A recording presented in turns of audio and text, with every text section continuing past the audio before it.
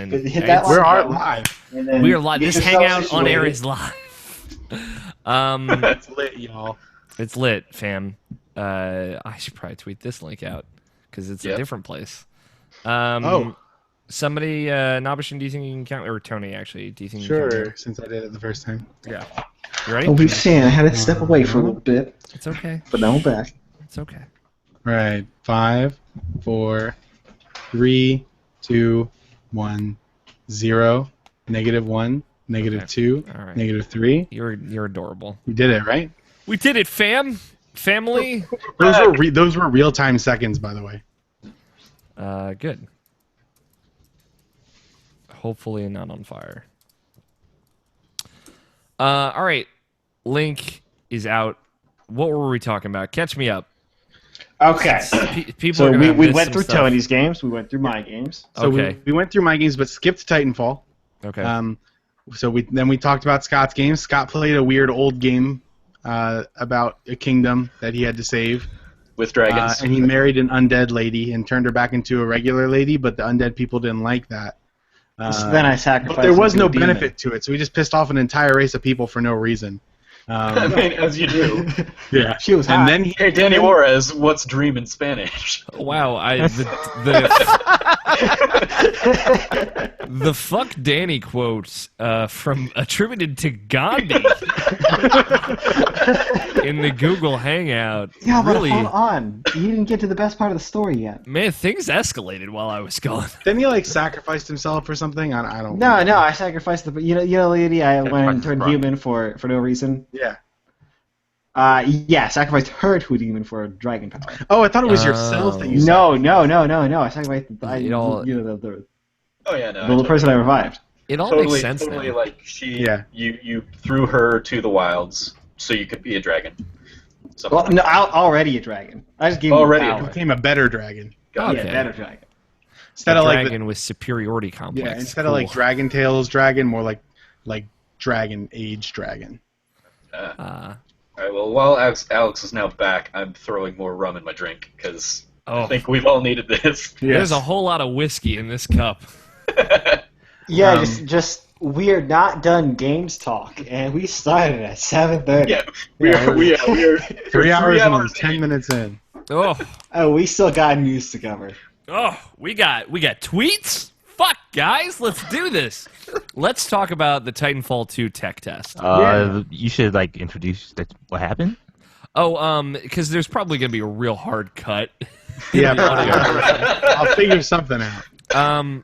So there were For technical. the full experience, you have to watch the video and audio versions, both video versions of this show this week. So there's going to be a separate video version, and I apologize for that. There was some technical difficulties. My computer, Chrome, froze and then crashed on my computer when I was trying to reset my recording, and then I just had to restart my computer.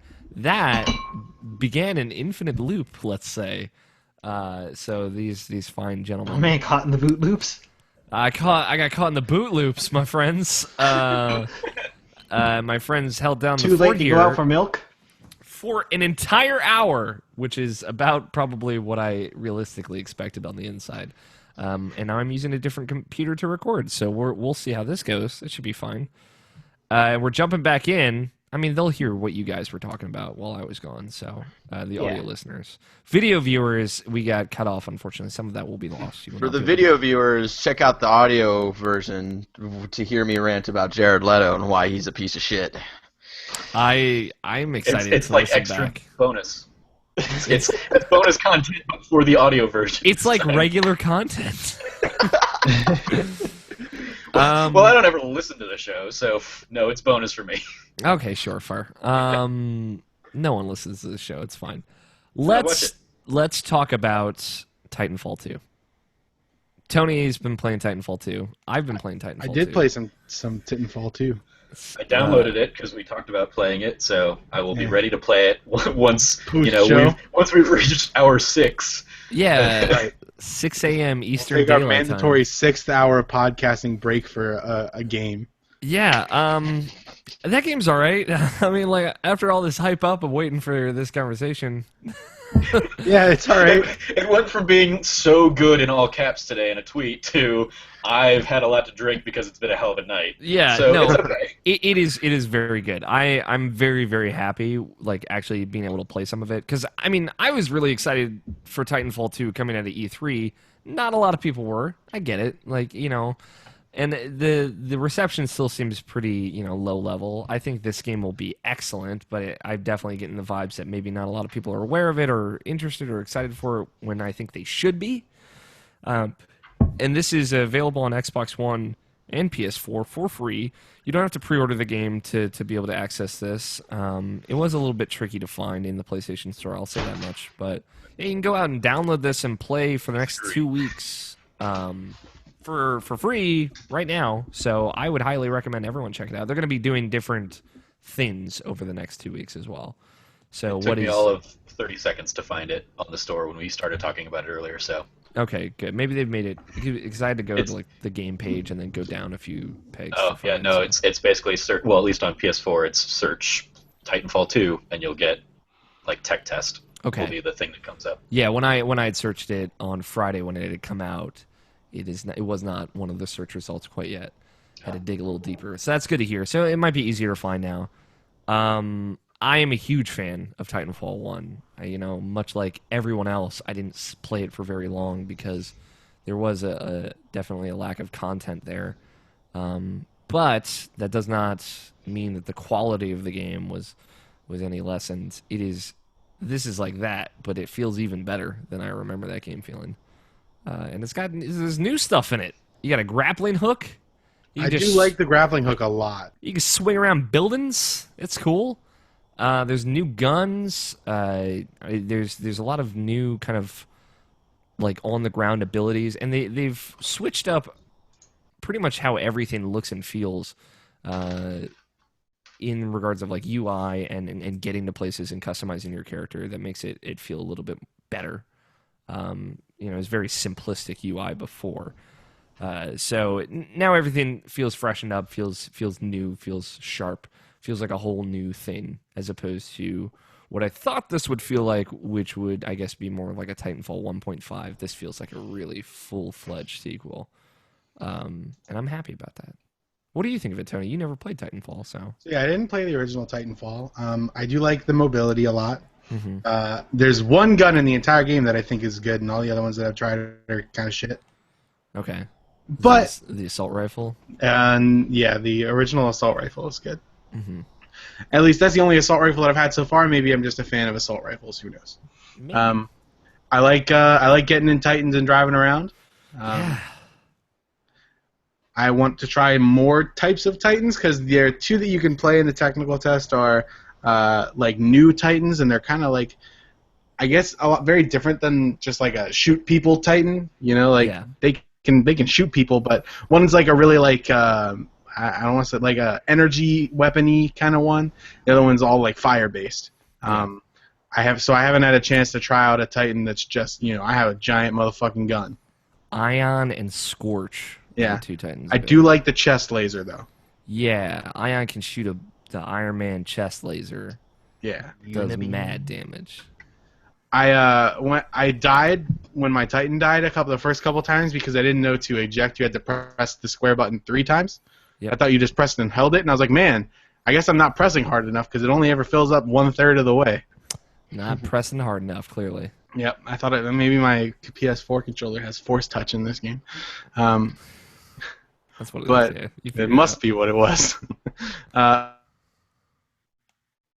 like the modes that have Titans, and I don't really like the modes that do not have Titans because, as I said earlier, I feel like if I wanted to play a game where I was just shooting people that is not a Titan, then I would just play something like Overwatch. Yeah. Where I could be Roadhog and essentially a Titan all the time. Yeah, it's a new thing. There's pilot versus pilot. It's just the one mode without Titans. It's 8 on 8 as opposed to 5v5. We got destroyed when we played it. Yeah, we did. That was rough, let's say. So yeah, it's just 8 on 8 deathmatch. It's cool.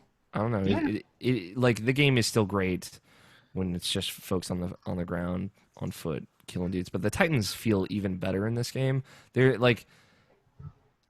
is like this dynamic shift when you get in your Titan that like I'd totally forgotten. It was totally present in Titanfall 1, but that again, that's a game that's very different than a lot of other competitive first-person shooters out there, where there is this kind of like tonal shift of the match when everyone is kind of hopping in their Titans, and then the match shifts from you pull out your giant laser guns and dudes to robots. It's cool, yeah.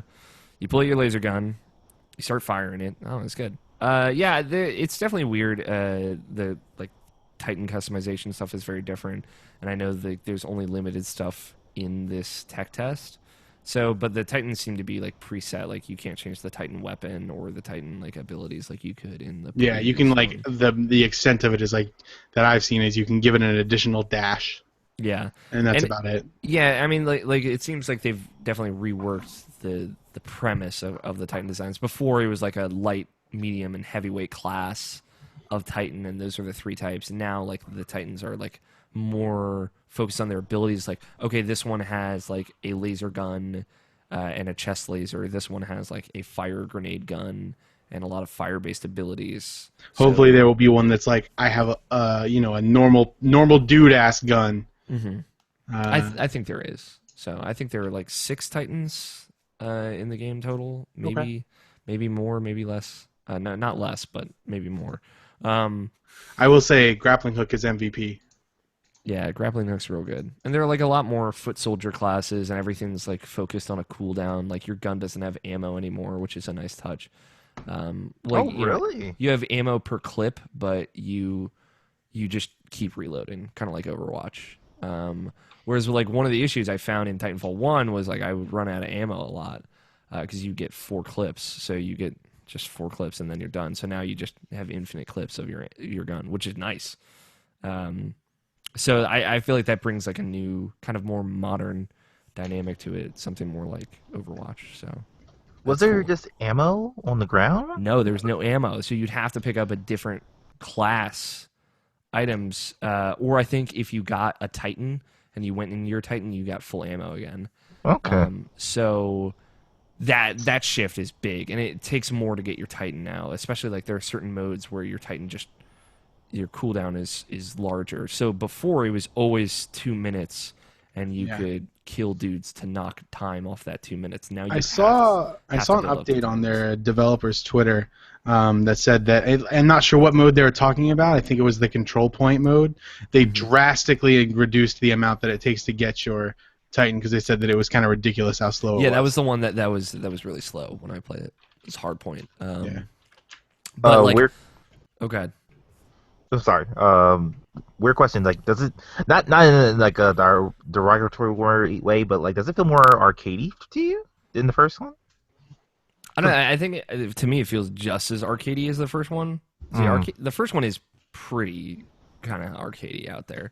But I mean, like you have pretty much infinite ammo, and like the Titans just come out like almost like piecemeal. Like I don't know, I don't know. It feels more fine tuned, but like it feels like this was the kind of more jovial aspects that they wanted to have in that first game, but now tuned to be even more fun and more jovial. So, I guess what I'm kind of saying is like, does it not feel as not that the first game was quote unquote serious, but like it was like following.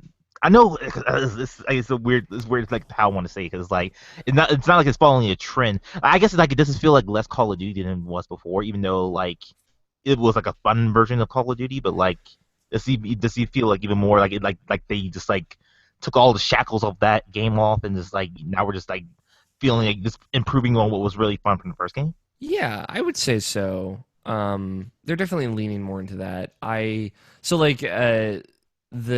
There's less dialogue generally. Like in the first game, one thing I noticed is, I think partly because it was a multiplayer only game, is like there's a lot of ambient dialogue of like, hey, this objective is like being taken or whatever, and that could be just the modes that are in this tech test.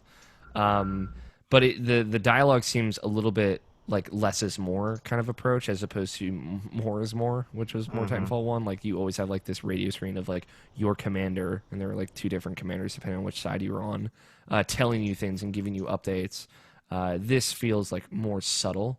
Like when you get in your Titan, the Titan AI has a voice. It's a different voice depending on which Titan you have, and that'll tell you things. It's like when you're going into a fight, it's like 2-on-1 Titan fight, seek other opportunities. It'll tell you stuff like that, which is like more focused. It's more grounded in what's actually happening to you, as opposed to like this ambient dialogue for world setting. So that makes it feel a little bit more arcadey and less like kind of, this is our world and like these are characters. Like, you know, it's like, no, whatever, fuck them. Like, just go in there and shoot things, and we'll kind of pepper it in a different way, which I really like. Yeah, that sounds awesome. Yeah, it works better. And like, there's nothing wrong with it before. It's just like for this new version of it, I see what they're going for better. Mm-hmm. And like the game mode, the main game mode they have, Bounty Hunt, I think is like so cool, because before, you know, you have team on team, and there's Titans, and there's like the creeps, like the ambient enemies that are just in the world that you kill for points. You get less points for killing them than you do for players. Now, in Bounty Hunt, there are drop zones that will drop these kind of like drop ships that have the grunts on them, and it's two teams both trying to kill the grunts, like for money, for score, and then they have to go bank the score at the end of the round. So you can kill an enemy player and take half their score, and they can do the same to you. So when you die, you lose 50% of your currency, I guess, and then you have to go bank that to get bonus points. So it's this mode kind of built around hunting down the AI while trying to kill the other players, and it's super smart, and it takes the tenet of Titanfall 1, which is like making the battlefield feel full of enemies, and like just reimagining that in a really, really cool way.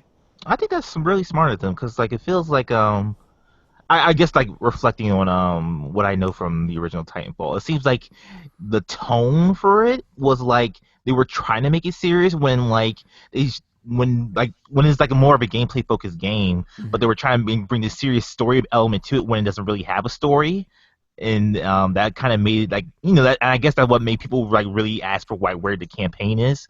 And because like it feels like it felt like it's something that should have been there when it wasn't really there. Yeah. And this one, it feels like it's more focusing on the gameplay and like when all that and when they want to do a tone where it's like more dramatic or whatever, that's what they have their single player for. So they focus all that onto their the single player, and now they're just focusing on just the gameplay on the multiplayer side, which seems like a more interesting and more of an approach they should have done in the first place, which is like really cool. So I think they really like get it this time and know.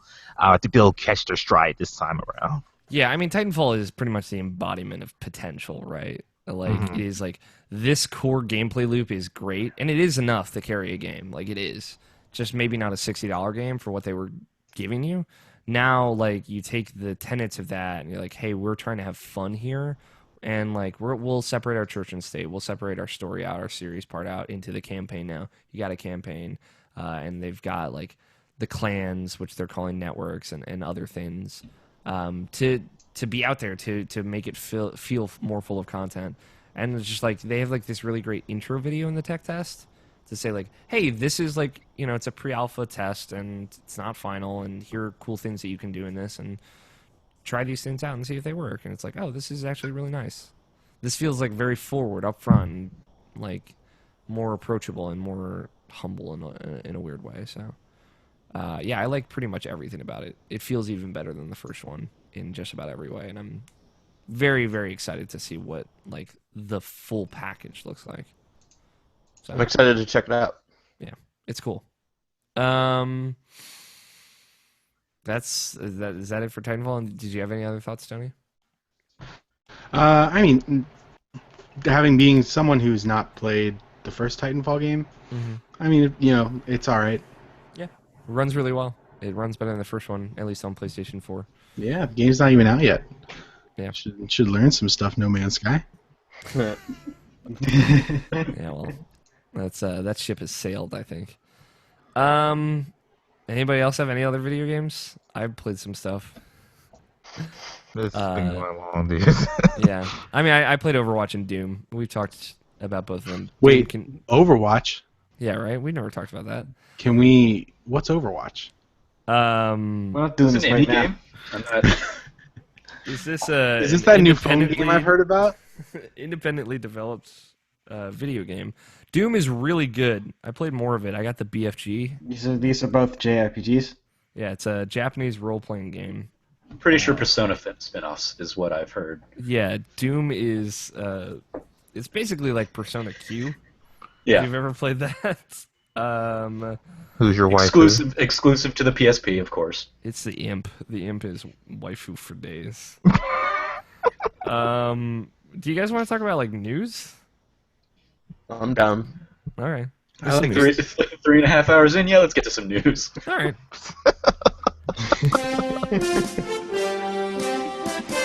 News in gaming.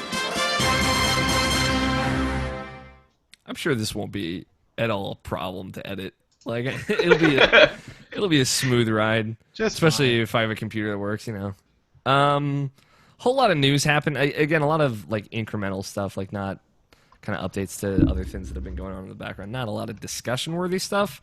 It is worth noting that Final Fantasy 15 was officially delayed after our kind of rumored delay last week.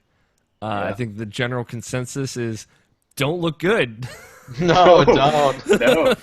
Remember that time where they joked that this game was going to come out in November, and they're like, just kidding, it's going to come out in September. Well, fuck that. It's coming out in November, bitches. Yep, that's a That November really backfired. 29th video game. And they knew. Right after Black Friday, so that's a smart call, business-wise. Yeah, I'm sure it'll be fine. Hey, guys, everyone, it's going to be fine. It's going to be fine. It's going to be great. And then also, it's not in your little breakdown, but they confirmed that the season pass is not included in that 270 like Ultimate Edition version of the game. Why would it be? Because they got a statue in there. I mean, no one else does it, right? You're getting everything else. Yeah, I mean, This is the ultimate version. This is a version of Battlefield without the game. That's right. Hell, man, like cut as much out as we can get. Yeah. That is like the biggest pet peeve of how these special editions is like they don't even put the fucking season pass in it. It's like why? It's all digital shit anyway. Yeah, get your shit together. Yep. That being said, I'm still excited for that game, more or less. There's supposed to be an iOS thing coming out. I mean, like, I've been keeping up with the Brotherhood spinoff anime bullshit thing that they put in now, and like, I'm really interested in the characters now because like, they got me in that universe as far as that, because I'm pretty much on Media Blackout as far as everything else on that game. So like, I'm just waiting to be pleasantly surprised of what I see and what I get out of it. I'm not really into Final Fantasy games at all, so we'll see what happens. Like, I'm not bringing that much baggage into it. It's really just been kind of the stuff that I've experienced over the last couple of years. So like I'm not, I'm concerned, right? It's not a good sign. But like they made the call. They said, "Hey, let's delay it. Like let's just do it." We want this game to be good, so we're going to delay. We're going to try and work on it. And I know that's not an easy call to make. And I'm still hopeful, right? I wouldn't say optimistic, but I'm hopeful. That this helps, that this makes a difference, but we'll have to wait and see. Yeah, So I mean, go ahead. Sorry. I was gonna say, like, I'm all for like delaying a game to make it better, but in this case, like, it's laughable because you threw this big old shindig saying, no, we're gonna hit. It's been long enough. You've waited long enough. So here's the date we're gonna hit. And then I sit there and I wrote earlier this week when I wrote about this, I was like, here's 4 things that maybe they didn't need to do that would have allowed them to hit this date. They didn't need to patch the episode Duske demo that they released a couple years ago. They didn't need the Platinum demo with Carbuncle. What was it? I don't know. A couple other things that were basically in that vein of like, here's a stupid shit that you guys wasted your time on for this instead of focusing on the game to have hit this 9:30 day. All the season pass stuff that they're doing. Like, maybe wait until you've got a better grip on what you're gonna hit. Yeah, I mean, like, my guess is, and again, knowing almost nothing about video game development, my guess is, like, that, like, the kind of stuff surrounding this game has been taken over by so many other parts of Square Enix, because, like, they're like, we gotta surround this thing with stuff or else no one's gonna notice it. Yep. So, like, the core team, I would expect, like, their journey, like, their through line hasn't changed that much. But yeah, I don't know for sure. There's definitely like plenty of stuff that they're like, we've got 15 announcements on this day, and the release date is one of them. It can't look good at this point, just because they were so confident. They were so overconfident. And I'm sure Barrett has so much. He just Barrett's belief level. To give me on a scale of 1 to 100, Barrett. Where's your belief in Final Fantasy 15 at? -100. Literally the opposite of the highest part. I mean, Final Fantasy is a series where I loved that series so much as a kid, and just growing up and seeing it get worse and worse and worse and worse. I don't give a fuck what you guys have to say about anything after Final Fantasy 7. Nothing after Final Fantasy 7 is fucking worth it. You guys gotta be fucking kidding me. And with this fucking 15 bullshit, it's sad. I have no hope in this game, mechanically or sort of the grandeur that they've been putting on for this game. I have no belief in it, especially when, like Trevor was saying with the whole, here are the things you didn't need to fucking do. And one of them was that big announcement event. They wasted so much money on that event, specifically talking about what theater they got and all the fucking shit that they did to bring all these people on. Aaron Paul probably wasn't well, he was probably he probably wasn't you think he was probably under contract of hey, you got to do this thing. So that makes sense a little bit. But all this fucking money Sean Bean got out of it. Yeah, Sean Bean did worm his way out of it. Yeah, good.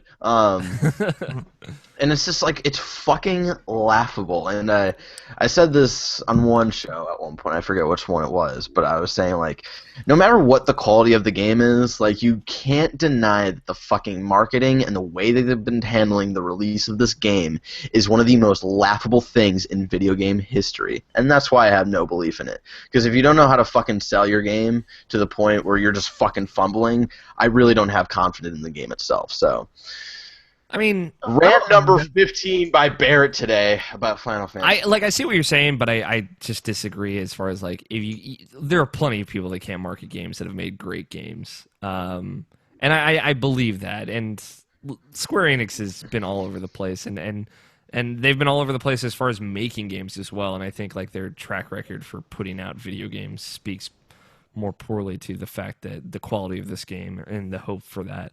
But I don't know. It has been a disaster. No one's going to disagree with that. And it is laughable. I mean, you do have a point though of people don't know how to handle the marketing of games, but they still come out and review well. Deus Ex. Yeah, exactly. Deus Ex. Remember when we all fucking made fun of Deus Ex and we're like, oh, that game's gonna be what are they doing? That whole look at this dumb pre-order scheme that they're doing.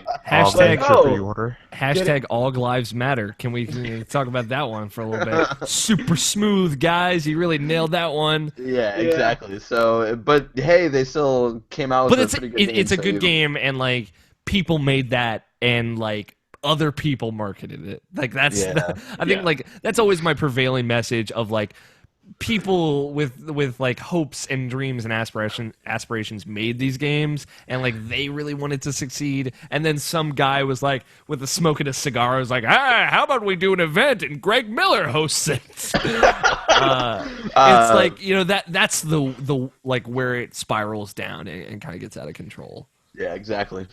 So the fourth thing that I had kind of as my this didn't need to happen was the VR demo, by the way. Thank you. The fucking VR experience that nobody has really seemed to enjoy. Yeah. Yeah, I mean, well, you can't win them all, for sure. That one that's a. But I wonder now if we're gonna end up getting that before this game. Probably. If that's gonna be a thing we can play when PSVR comes out, and then Probably.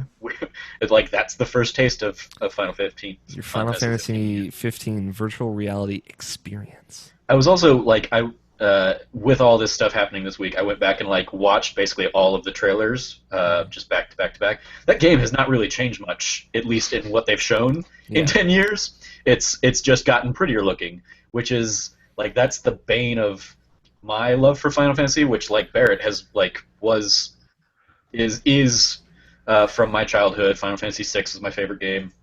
I'll fight you, Barrett, on Final Fantasy IX being at least a good post-7 game. Barrett's better, like, whatever, fuck. better than 7. You know what? The end all they be even all. they even have the theater plotline, which you should appreciate, you dick. But you know what? Chrono Trigger beats all of these games. So but whatever. Go on. That's fair. But yeah, it's like starting with 7. My belief in looking back at the history of the franchise has basically been like, they're really interested in making these pretty things like Kingsglaive or like Spirits Within. They're interested in making the most beautiful cutscenes that they can make, and the story behind it kind of be damned. And so I think like that's what I've seen with this, is that it seems that they're just constantly chasing tech and trying to make the game prettier and prettier, and that prioritization has led to why this game took 10 years. If it's still probably like at its core what it was at least 5 years ago when they started showing gameplay footage. Yeah.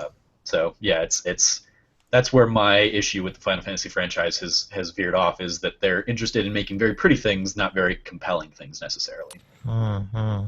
Yeah, that's fair. I think that's a totally fair assessment. I think that's what a lot of people would hedge against 13 as like the biggest problem with that game. Was kind of the visual fidelity went in front of a lot of the mechanics that are in that game. Even though I think those mechanics are sound. 13? 13. I think those mechanics are sound. I mean, that's you swear by 13 though. But like that game is not what people wanted it to be, right? Sure. That's like the perfect embodiment of like the cinematic JRPG. This is a linear, like visual driven with like a great combat system, but like people wanted a Final Fantasy game, which historically 13 is nothing like. Yeah. So, and then they drove it further into the ground with 13-2 and Lightning Returns. Yeah. And the characters in both of those games are not at all the characters you played with in the first game. And that's like again where I'm like they just don't care about the story. They care about these images that they want to create, and then they shoehorn characters and story into it. And we've already got the assets for these guys, so let's go ahead and make Hope this archetype that we want to use for 13-2, and then we're going to make him this archetype that we want to use for 13-3, Lightning Returns, whatever the fuck. Thank you, Square Enix naming. Yeah. Kingdom Dream drop Hearts and Final distance. Fantasy. Yeah. So those are my gripes on Final Fantasy 13. Final Fantasy series has definitely, like, I definitely agree with like the graphical fidelity and how pretty the game looks.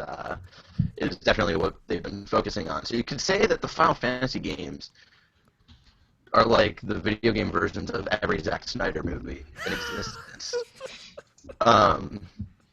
Because Zack Snyder just wants things to look pretty, and he's just like, no one else will care about anything else. This just looks pretty, and it'll get reviewed well. And so, That's fair. Fair enough. Final Fantasy. Fuck Zack Snyder. Fuck everything.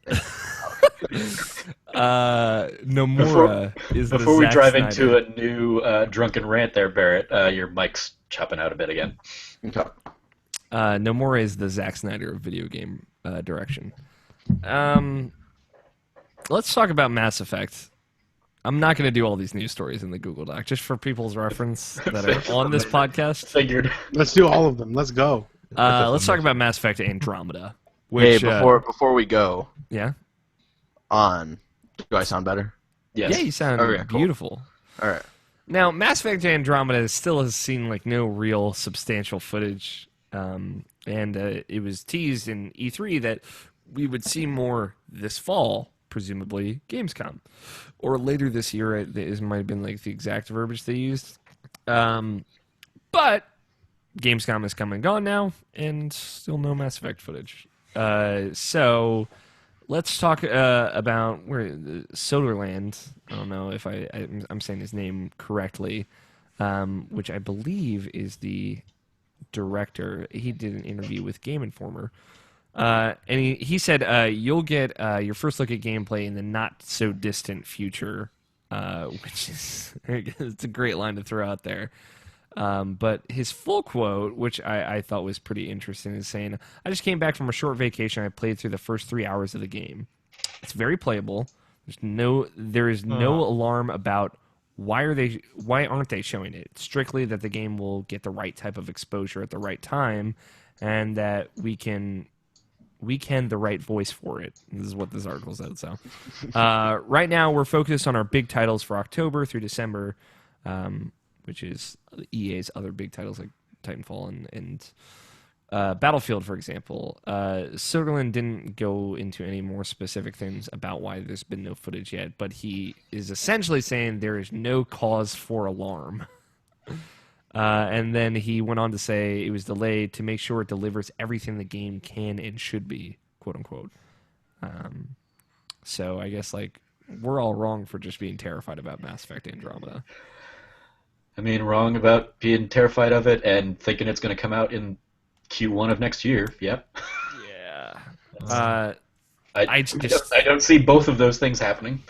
Like, yeah, right? Like being good and coming out in 6 months. Hey, I get it. Like, you know, hey, we want to show stuff when we're ready to show stuff, and you don't have to worry about it. But, like, you know, it's a hard thing to swallow when, like, there's nothing about the game out there.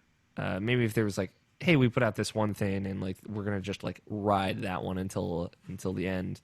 And they haven't, like, nailed down a new release date yet either, so. Whew.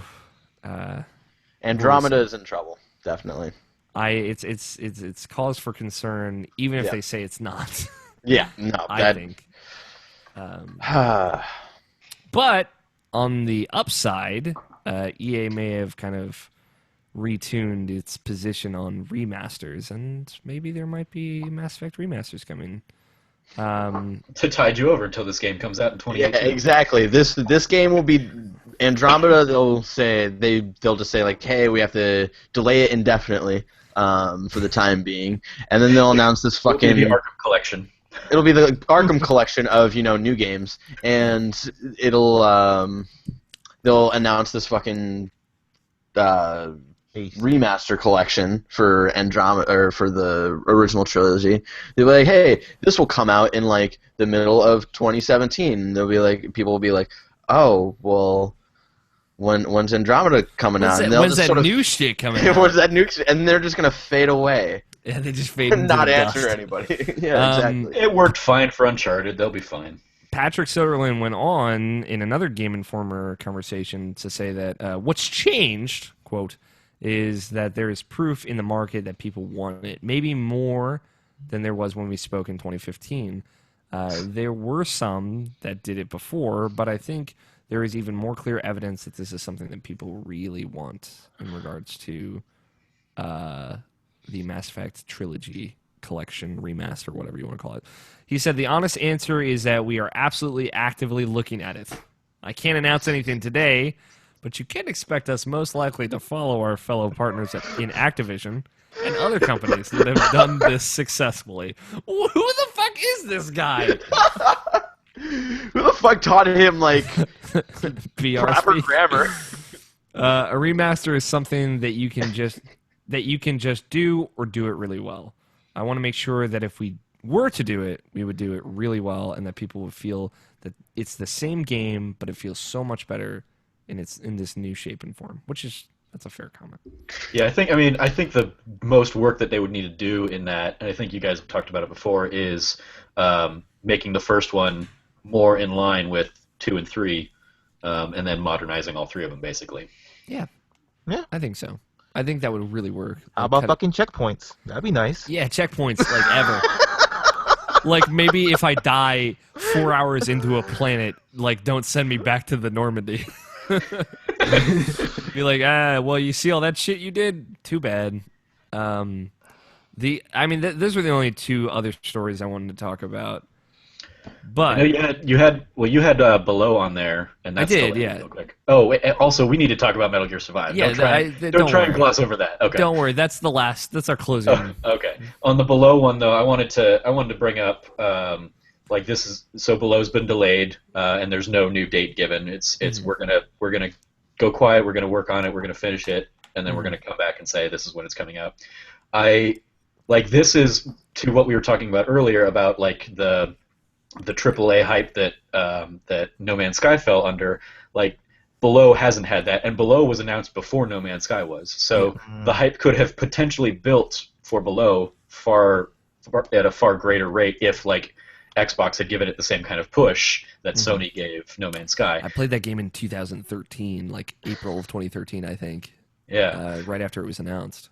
Yeah, it's one of those like it doesn't at all appeal to me, so I don't care that it got delayed. But it just looking and seeing how few people or how many people were at, like, I think you were one of them, Alex. It was like, take all the time you need, go, be cool. And I know you're not out there being like, oh, fucking delays anyway. But no, yeah. but like I saw a lot of that for Below compared to like the venom that No Man's Sky got a few months ago when it announced that it was going to be coming out a couple months later, or even Final Fantasy 15 now. Like the venom that we're throwing at that. And admittedly, I throw venom at it, but I think that's just because it was really fucking stupid that they were like, hey, we're going to throw a big party and here's a release date. Yeah. Just kidding. Just, the set dressing was not good for that one. Yeah. So that was like, it just is another example of how like fanboy and stupid that like people who get loud on the internet can be, where they're fine with this, but they'll get up in arms about another delay. Yeah, I mean again. Standards. Yeah, it's going off of like the same feelings I have for Andromeda and Final Fantasy. Like I'm definitely more concerned about Below now than I have in the past. It helps that I've played that game, and I played that game very close to when they announced it, and I had an opportunity to play it again this past PAX East, I think. It's very good, and like even like I've seen stuff from it now and seen how it's changed since when I initially played it, and like they are making smart changes and they're doing cool things, and they're very quiet about that game. And like, but I've had conversations with like the producer of it and the director, and they are like they're really trying not to fuck this one up. Like the way they talk about this game is like, this is the game. Like this is gonna be our game. Like this is gonna be the one people remember Cappy for. And it's like the scope of that game, if it ends up coming together, is impressive as well. What are you gonna say, Nalbachin? I only have like probably like two concerns about that game. Honestly, it's like not that it's like not getting talked about, but it's like it's kind of seemed like it's kind of getting forgotten about a little bit just because of I mean, like hopefully it'll be like one of those things that'll be like comes out like it's like a pleasant surprise type of thing. It's like, oh, I forgot about this game and it came out finally, and like everyone will get into it. But I feel like the longer it takes to come out, it's like so many like Dark Souls-esque games coming out now. Yeah. So like Salt and Sanctuary, actual Dark Souls, and whatever comes out next. And it's like, I don't know if people will get somewhat burned about it because like Salt and Sanctuary didn't really last that long as far as in people's memories. So unfortunately, I don't know. It's going to be interesting to see. And you're right. Like there's more and more competition every day, pretty much. So we'll have to wait and see. But like, hopefully if that game can go quiet enough and people completely forget about it when it comes back, and it comes back with a firm release date. They did say like, hey, the next time we talk about this, it's going to have a date, like, and we're going to hit that date. Then like people can get excited again, like all over again. We'll see. Yeah. Let's talk about Metal Gear Survive. Metal Gear. So have all of us that like Metal Gear watched the Metal Gear trailer? Metal Gear Survive trailer? who likes Metal Gear? I think it's just you and me, Nabashin. Probably. I really liked 5, but I have no affinity for the series outside of that. I liked the opening of 5, and I just haven't played the rest of it. I've played Ground Zeroes, and that was a hot piece of trash. And that's all I've played of Metal Gear. So yeah, there you go. I really like Ground Zeroes. I'll let you know, Barrett. Nah. It's okay to be wrong, Alex. It's okay. Metal Gear Survive was announced at Gamescom this past week. It is coming to Xbox One, PlayStation 4, and PC in 2017. And whoo dang! It looks rough. Let's say I'm gonna say rough. It was. I want to say rough.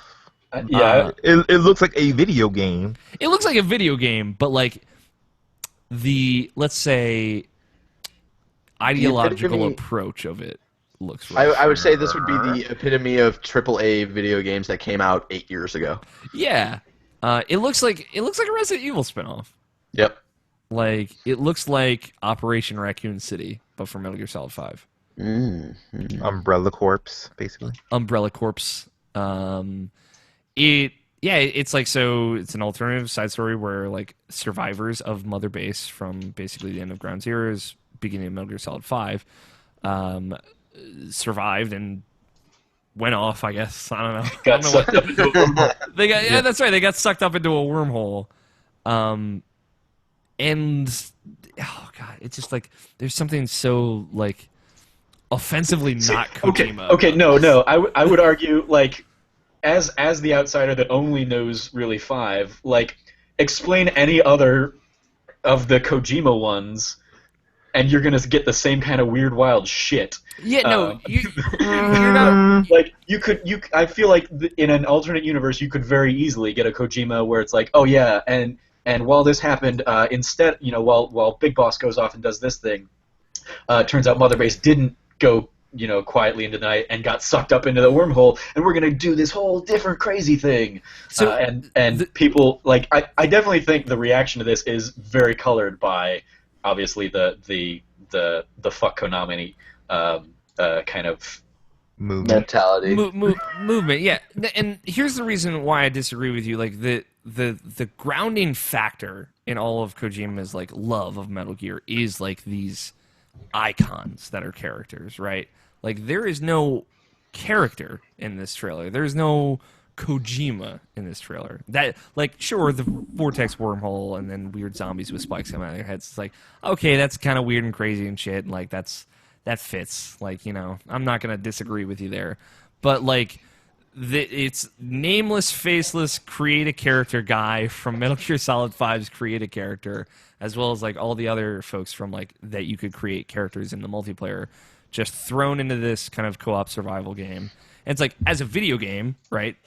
If you're taking the mechanics of Metal Gear Solid 5 and throwing that into a cooperative space and doing something that's cool, that's interesting, that's fine. Like, but it is very much hollow. It feels hollow without like the character, right? There's no character here. Well, I mean, I'll absolutely give you that this is another Metroid Prime Federation Force. Yeah. Where they had another game, but they saw how much Metal Gear Solid 5 sold and were like, yeah, let's just go ahead and keep the Metal Gear brand on this. Yeah. Because, and that's, like, I wrote a big old thing on this about how this game is not designed for really anybody that follows the industry and knows the Konami Kojima stuff. This is for the millions of people who bought the game because they like Metal Gear, that don't like engulf news like we do, and really enjoyed Metal Gear Solid 5, and they're like, oh, there's a new Metal Gear game and I don't have to wait a few years for this? Okay, I'm going to go ahead and see what this one's about. Yeah, and like, I understand that, and it's totally like my personal opinion colors it for sure. It's just like this comes off as exactly what Konami shouldn't have done with the Metal Gear license. Right, but again, like, Konami was never going to win you back, or was never going to win like the people who have already sided with Kojima in this and are already like super excited for Death Stranding whenever that comes out. Like, Konami was like, well, we got to look at our bottom line. We have this engine. We can make a game. We can do it probably pretty quickly. And yeah, it might be generic, but it'll still sell a few $100,000 copies, like, a few 100,000 copies. I mean, it might. I just, like, I don't know. I can't see this selling. Just like the Resident Evil games, like, don't sell well. Like, Operation Raccoon City did terribly. Umbrella Corps is free to play, and I don't know anyone that's playing That's not free to play. Oh, it's not free to play? That's like $40. They charge for that? Yep. Jesus Christ. I'm sorry. Capcom is another one of those. That's another conversation. But, like, and again, what I think Konami should have done was like, hey, get a new name, get a new director, say like, this is going to be the name of our Metal Gear series, and like try and start something new or fresh or reboot or continue on. I don't care. Like, do whatever. But like, try and make the franchise feel focused. And now like they're going the route where it's like, we're going to make something quick that's going to play well, hopefully, and might sell because it has Metal Gear on it. It's not a Metal Gear Solid game. It is called Metal Gear Survive. this looks cheap. This looks pedantic, and it just looks like an add-on for Metal Gear Solid 5. It looks like this is co-op DLC for Metal Gear Solid 5. And like again, I have no qualms against conceptually like a co-op version of Metal Gear Solid 5 is really cool. Like the multiplayer in that game is really cool. And if you're like but like playing against other people sucks, so let's just play against PvE. Like just play a game together. That could be fine. It's just like this feels directionless. This feels like a cash grab, and this feels like there are no goals in mind. They're just throwing something out there, which maybe that's what they're going to do. That's just a terrible idea, I think. No, I'm like a lot of this is I'm playing devil's advocate on the situation, because I imagine even with how well Metal Gear did, it probably didn't cover the costs of that game and how long it was in development, and so this is still probably let's go ahead and do something on the cheap to still help pay for everything else that we already did, and try and balance our books, and not just rely on pachinko. Yeah, for sure. And I think that's definitely a believable story to go behind Metal Gear Survive. It's just disappointing.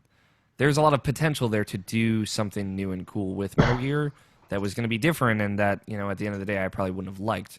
But this is not new. It's not cool. But yeah, and I don't think it would. I think the idea that Konami would have done something like that betrays what we've seen from Konami for the last few years. Yeah, like that is absolutely unrealistic expectations for this developer now, in terms of they're not going to find, especially because like they're not so stupid that they're oblivious to the reception that this was going to get. And that was the other thing. Like I wrote that like they knew that this is going to get hated. They know, just like Call of Duty knew that Infinite Warfare was going to get a ton of hate online, but people just being vocal, angry bullies and clicking the thumbs down button on a YouTube trailer doesn't correspond to sales. So they're not going to not try and make money because people are going to yell at them online. Yeah, it's tough. Like it's. I think like this game has an uphill battle no matter what. You're right, and Konami can't be oblivious to this because they are a huge corporation. I just like are they going to go the Activision route and make a bunch of these and drill that franchise in the ground and then there's nothing left of it, or are they going to try and make an approach from one of their other franchises like PES or something like that, where it's like we'll make a consistent series that is of a certain quality, and this just doesn't seem like an iteration of that, like a first iteration of that. So I don't know. We'll have to wait and see. But this game looks bad. That's it for news. We don't have to talk about other stuff. Yo, I got some news. Okay. Dirty Dan Reichert. Yeah. He got kicked out of the next PAX Rumble. Okay. Did he kill somebody? No, it's because he hurt Greg Miller. Yeah, that's fair. But he's teamed up with one Xavier Woods. Yeah, I saw that. Damn. They're gonna get fucking lit at the next PAX Rumble, and he said he was gonna win. It's gonna be lit, fam. Yeah, no, I tweeted out in a league of heels, which is what they're going by now. The people that are running, so that is what and they said that basically at PAX East. They were like, "Yep, everybody in this league is a heel, so we're just gonna barrel into it." And so I tweeted out something to the effect of like, the league of heels, the most heel move is to become a babyface. And so if Dan Reichert is partnering with Xavier Woods, maybe that's what he's going for. Right, exactly. Mm-hmm. All right, let's close in on the ending of this podcast. We got some 4 hours. We're good. We're good. It's fine. I'm sure there's plenty of tweets. This might be the longest Irrational Passions podcast ever. Hooray! We're sorry. I'm not. Okay. I'm not. I had fun for the parts where I was having fun. There was just an hour there in the middle where I wasn't. You were having a lot of not fun. A whole lot of it. Let's take a look at the tweets. We don't have any emails. We don't have any voicemails. So yeah, thanks, Silver PR. Every time I'm on, Silver PR does not do a voicemail. That's what I've noticed. It happens sometimes. Remember, you can always send your tweets to @IrrationalPod with the hashtag IPQ. George Cruz, at Superhero Jar 26 asks us, what do you do when you're bedridden to distract you from the fact that you're sick? I read. That's a good one. That's a good answer. I usually read a lot because, like, in most of my time I watch movies and watch TV and play video games and whatnot, and being sick is actually, like, a great excuse for me to, like, step away from all that and just get back into a book series and whatnot. I'm obviously not sick right now, and I'm getting back into, I'm on Prisoner of Azkaban right now, my probably 17th reread of the Harry Potter series. But yeah, whenever I'm sick, my actual go-to series is actually not Harry Potter, but Hitchhiker's Guide to the Galaxy. So yeah, I like to read when I'm sick. Good choice. I actually I don't play video games. Typically, I like watching movies when I'm sick. I don't watch a lot of movies. But like something that you can get invested in but then leave behind after like 2.5 hours is nice. Because typically after that point, I probably want to go back to sleep and get more rest. Yep. Tony? So I was actually sick recently. Yeah. And before that, I hadn't really, other than every time after I come back from a convention, that's the only time that I've been sick in years outside of just that. But then again, every day that I work is essentially the same as going to a convention at this point. So I guess that's part of the reason. But anyway, so what I did last time I was sick, one, I played a whole ton of Overwatch. I'd say that my time was 60% sleeping, 10% Overwatch, and then the other 30% was split between feeling like shit and reading, pretty much. Okay. So reading's a good answer. I can't read when I'm sick, and my eyes get too out of focus. I read all these this manga on my phone. The manga. Mm-hmm. The anime. Scott, what about you?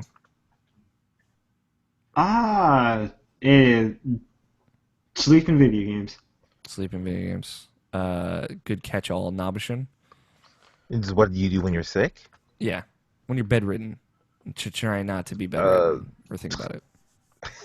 I can't think about anything else. I'm literally miserable. Oh, okay. I don't know. It's something that's like I can't focus on anything. Like I try to do other stuff, but like it just can't work. It's like I'm the worst when I'm sick. So yeah. Trevor.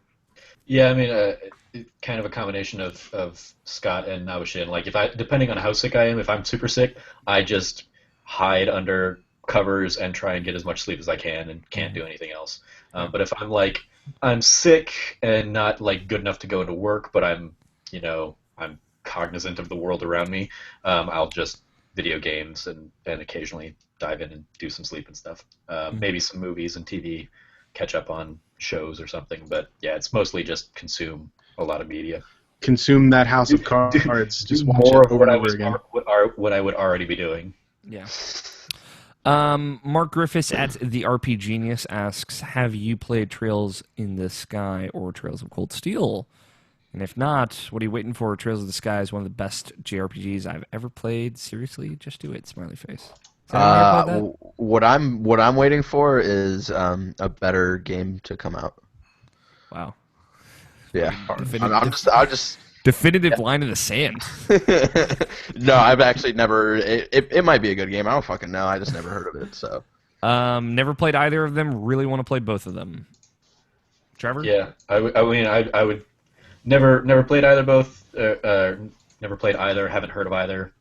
So I'm kind of like I'm not opposed to either, but I don't know enough about it to. Trails in the Sky, specifically the first one. It's basically a series. So Trails of Cold Steel is the second. Trails in the Sky, I've heard phenomenal things. Jason Schreier. Yeah, he likes that game quite a bit. Wrote a whole article about that. Yeah, but I've heard so much. I've not played either of them. I'll probably take a look at it because I've heard first time hearing it. Okay. Yeah, they're both apparently really. Trails of Cold Steel came out earlier this year, I believe. I mean, what is this? Sean Donahue said, "I want to know how each of you first met each other." Internet. Yeah, the internet. Cool. Figure it out. I met If you wanna find out how Alex, we're gonna do this one short. Yeah. Okay. So for me, both Barrett, Noption, and Trevor. That's both. Both. All three of them. Internet. Both three of them. Alex, math class. Yeah. Well, no, I mean, like, we met. No, it's still math class. It was probably a math class in, like, 6th grade. Yeah. And then Tony is computer science class. Yep, computer science class, 9th grade. Yeah, Tony, did I not really meet you until, like, 10th grade? It was, government? yeah, it was, whatever the fuck that class World was history? called. Yeah, world history, GT. In 11th grade, yeah. That was 10th. Is that 10th? Yep. Sure. I believe you. Nabishin, we met in the back of a car. In person. Best place to meet people. Yeah, I met Navashin in the back of Evan Wall's car. Yeah, in the back of Evan Wall's minivan. In a Walmart parking lot. Yes. Exactly right. The best story ever. And we actually started talking after what was it? Tora Wada did a talk at GDC. Yes. The first tweet correspondence. Yes. Barrett's, I obviously met at Wing Wings in San Francisco last May. I love that. That was the first time I met a lot of people. That was the first time I met Trevor and Alex and mutual friend Sean Pitts. Yeah.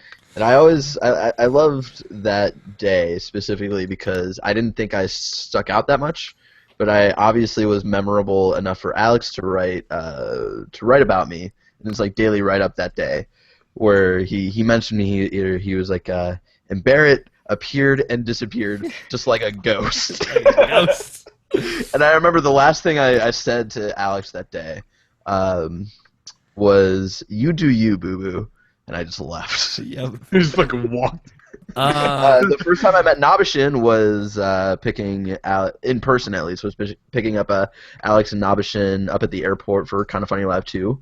Yes. And then 30 minutes later, we recorded a podcast together. 16-hour-long podcast. 16-hour-long podcast, and which we might pass today. Oh yeah, we're hitting up on the cusp. And yeah, I've yet to meet Tony and Scott in person. It'll happen, baby. Looking forward. I'm looking forward to it in November. Yep, it's gonna be good. Trevor, I met earlier the same day. I met Barrett in a hotel lobby. I met Trevor at PAX this year. Yep, and I met Nabishin at Kind of Funny Live too. He was in our room. Yes. And I have yet to in person. I have yet to meet Scott. It's all right. Well, I think it's only me and Alex that have ever met Scott in his entire It's true life. in his entirety. Let's see. Next IPQ. Cameron Abbott said, "Jesus H Christ, that shit got real." No context for that one.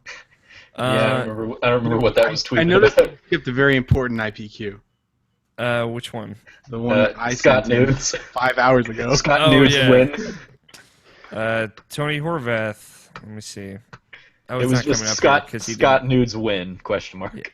Yeah. Scott, your answer? Yeah. When's the Scott Nudes?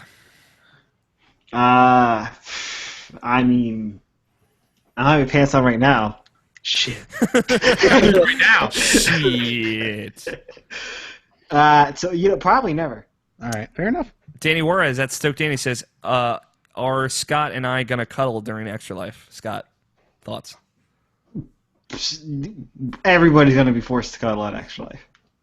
So that's a So the answer is yes. So it's a yes, but he doesn't want it to happen. George Cruz says, as someone who is desperate to play old Midway games on PlayStation 4, what games are the arcade Lego pack? How's the emulation? So I pulled up because I haven't unlocked every one of them, but there's a Polygon article that you can find that basically is just like Lego Dimensions Midway games, and it lists out all of them. Like standouts are definitely Defender, Gauntlet, Rampage, Spy Hunter was a good one, Blasteroids, Paperboy. the port, the emulation, all really good. It's very weird playing them with like a modern controller instead of like joystick and buttons as they were originally designed. And so there's some dissonance there, but it's also like, oh shit, yeah, games were a lot harder back then. So yeah, it was. I enjoyed my time with them, Rampage and Gauntlet especially. Kind of diving back and playing them a little bit through Lego Dimensions. So definitely worthwhile if you already have Lego Dimensions and just want to pick up the Midway pack. Okay. But otherwise, you can probably find the emulation elsewhere just as fine online. Good answer. Frank Bizzani at Irrelevant Jokes says, Stoke Danny is staying at my house in September. Should I be scared? Yes. Absolutely. That's why Danny's staying at Tony's house in November. So. Yeah. So I don't have to live in fear. Right. Just Barrett me. and I are going to I cuddle made up the together sacrifice. on my bed. It's going to be great. We're going to fuck. We're going to fuck. Hashtag Get fecked. Frank Bizzani at Irrelevant Jokes says, where did the podcast go? Here. We're back. We're back. At Cameron Abbott at Unsexiest Comedy says, some people say y'all need Jesus. I say y'all need Metal Gear Rising: Revengeance. And I'm guessing that is in regards to our Metal Gear Survive topic. Metal Gear Rising: Revengeance is a great example of what you can do with the Metal Gear license. That is not Kojima related. Indeed. You can find a director who has a vision and he fucking executes on it. And last collection or question, I think, from Joey Noel. She wants to know what our favorite thing that we love about Stoked Danny is. At Stoked Danny, Danny Juarez says. That he can hack Joey Noel's Twitter account, apparently.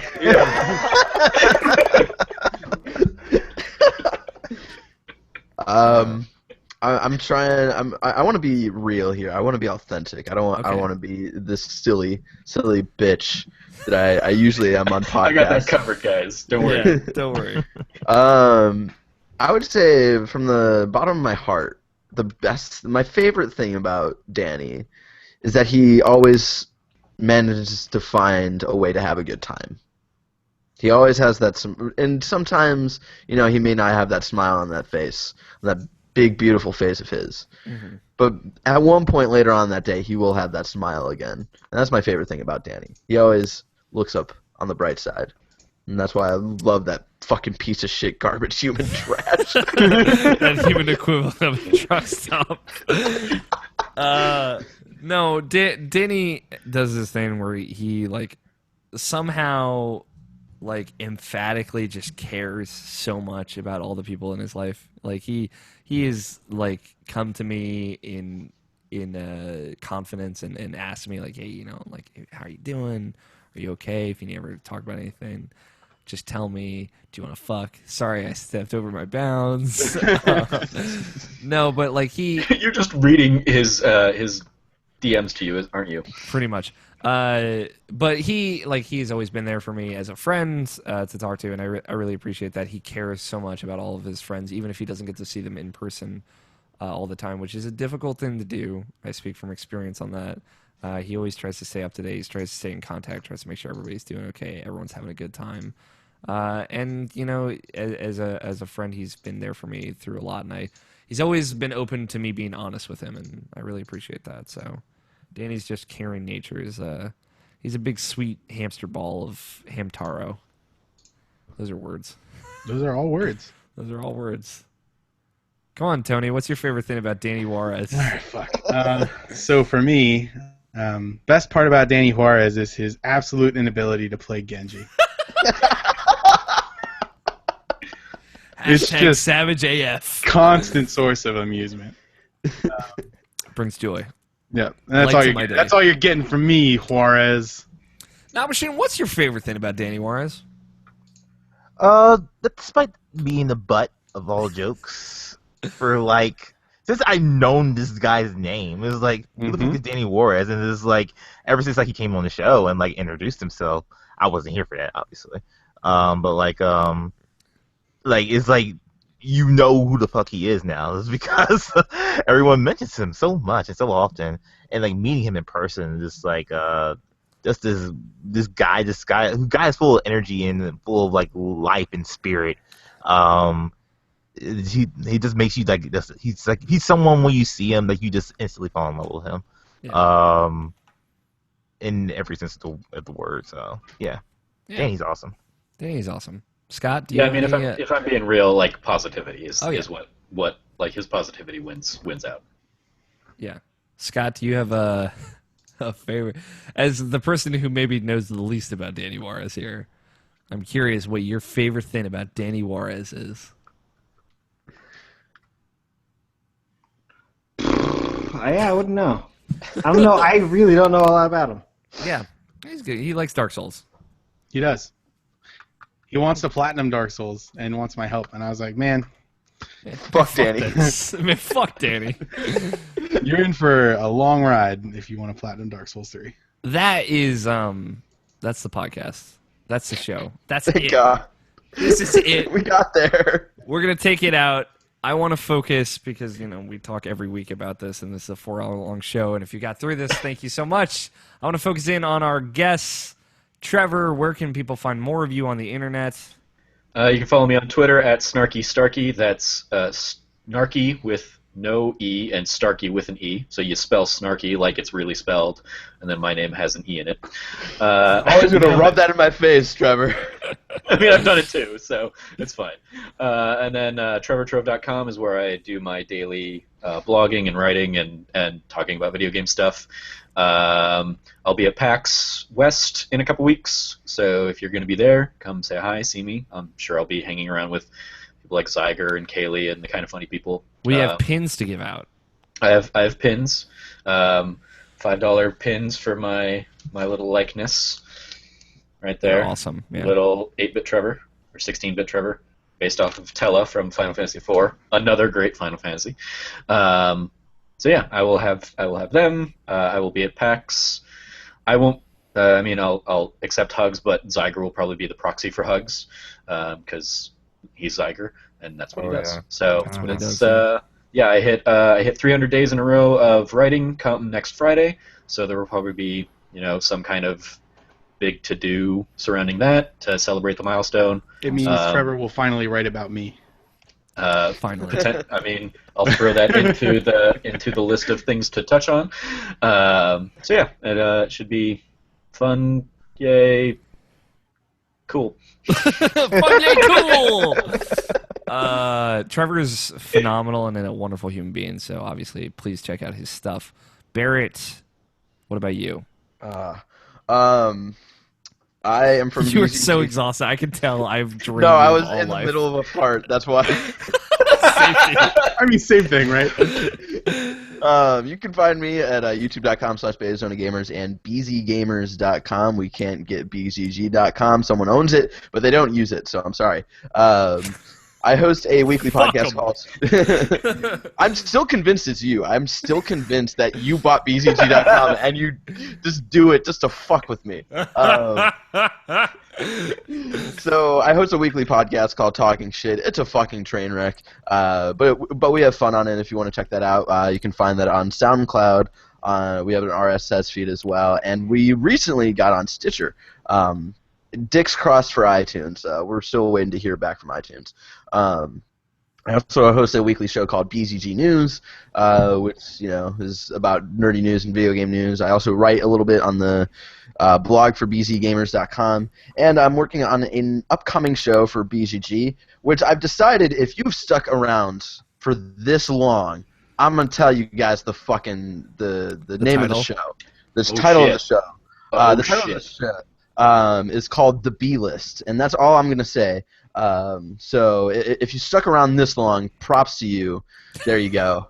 There's a really shitty gift. If you stuck around this long, here's this really shitty gift that you don't care about. But yeah, look out for the B-List, which will hopefully premiere in the next coming weeks. And you can get updated on that by following me on Twitter at @BanandlerChong. So there you go. Somewhere Jarrett Green rolling into the end of the show is like, man, fuck these people. Awesome. Oh yeah, I might be on. I think I'm going to be on next month's monthly Passions too, or There this you go. month's No Man's Sky. Supposed to do that whenever that happens. Awesome. That's a good choice to Jarrett Green. I'll let him know somewhere out there. Of course That's he's it. watching. I feel like he watches every show. I hope so. He just will never tell us. He'll never tell us. Thank you so much to Barrett and Trevor for joining us on this particular train wreck. This auspicious day. Yeah, This was an interesting one. I'm very, very sorry for all the technical difficulties to both our wonderful guests, to my co-hosts, and to everyone who is listening and watching out there for all the kind of things going up and down. Hey, we're doing it live. Stuff happens, and I'm very sorry. Hopefully the audio version of this show will bring everything together, condense in a little bit, and give you kind of a more focused front-to-back experience. But I'm not going to waste your time with all the other stuff we've prattled on long enough. Go to IrrationalPod.com. Check out the show notes for the show. There will be links to everything that you need there. And, that's where you can find all of our stuff anyway. So, with that, 3 things. You can be a part of the show by emailing us, mailsack@IrrationalPod.com, calling us 404-590-1337, and tweeting us at IrrationalPod with the hashtag IPQ. Thank you to Danny Wiesner for opening music. Not Danny Juarez. Thank you, Danny Juarez. Thank you, Danny Juarez. But Never stop calling your mom. Thank you to Danny Wiesner for opening music of 2-Player Co-op and our closing music of The World Is Saved. If you haven't taken the moment to go listen to his music, you should. DannyWiesner.bandcamp.com. It's all on iTunes under the name 2-Player Co-op as well. And thank you, Trevor, Barrett, Scott, Tony, and Nobishin for joining me this evening. I have been your host, Alex O'Neill. Player For part games. Kind of it. For part of it. For a little bit of it. Play your games, stay rational. We will talk to you all next week. Titles. Ooh, there's a whole lot of titles. All right, here we go. We got Backyard Science, A Little Fling with Angry Birds, Cosplay Steak Party, hashtag Fuck Trevor, What's My Fursona, Man, this was all so long ago. It was like a quarter of a day ago. hashtag Ask Danny, 7 is the whoops limit, man, fuck calendars, circumcisions are great, what is the dream in Spanish? Oh God. Holy shit. Uno dick pics, overcoins, does wine go bad, rest in peace Alex, the one where Barrett kills Alex and hosts IPP, fuck Jared Leto, both 3 of them, Danny is the best, and fun, yay, cool. And I'm going to add the 4.5-hour one. What's the timestamp at right now? 4 hours, 25 minutes, 25. and 17 seconds. Yep. So about a 4-hour show. It's gonna be close, yeah. Who was leading the reins when I was gone? Was it really Barrett? It was all of us, kind It of. was we kind of round tabled it. Okay, fair enough. I like Danny's the best. Wait, what? I like Does Wine Go Bad? It's either got to be Does Wine Go Bad or Uno Dick Pics. Uno dick pics. I actually also really like Fun Yay Cool, just because I feel like that encompasses the show really well. Yeah. Trevor, what do you like? I mean, of what we've talked, I like What's My Fursona. That was such a good bit. That was yeah. I mean, he never answered us, so we need him. Like, if we went with that one, we would need him to actually get back to us, and then like give us furries, and then the image would basically be each of us in our personas. Or we could do Danny is the best and just have it a photo of Danny's face photoshopped onto Genji. Nabishin, what do you like? Where is it? What is the dream in Spanish? Oh, that's a good one. Scott? I wouldn't know. Okay, fair enough. Thanks, Scott. But you're talking about titles. Titles. I really like the Danny's the best and then Photoshop his face on the Genji. I like that dream.